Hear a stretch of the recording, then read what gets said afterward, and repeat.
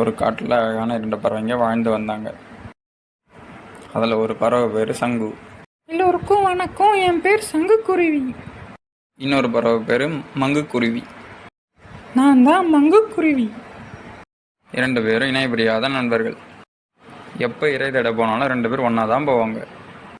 அப்படி ஒரு நாள் 2 பேர் இறை தேட போகும்போது நிறைய காகிதங்கள் பறந்து போகிறத பார்த்தாங்க. சங்குக்குருவி, அங்கே பார்த்தியா எவ்வளோ காகிதங்கள் பறந்து போகுதுன்னு? சீக்கிரம் வா, அது என்ன இருக்குன்னு போய் பார்க்கலாம். சங்குக்குருவியும் மங்குக்குருவியும் காகிதங்களை பின்தொடர்ந்து போனாங்க. அப்படி பின்தொடர்ந்து போனதில் ஆளுக்கு ஒரு லெட்டர் கிடைச்சது.